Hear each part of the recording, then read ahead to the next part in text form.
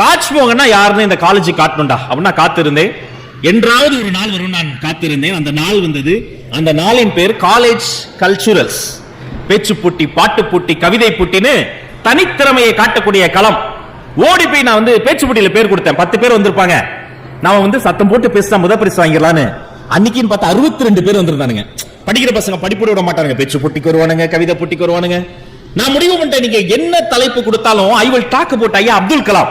அவனு வெயிட் பண்ண எனக்கு ஒரு டோக்கன் நம்பர் வந்தது 43. எனக்கு முன்னாடி 42 பேர் பேசினா. அன்னைக்குன்னு பார்த்து 42 பேரும் அப்துல் கலாம் பத்தியே பேசினானுங்க. என்ன பண்றதுன்னு தெரியல. பரபரப்பு.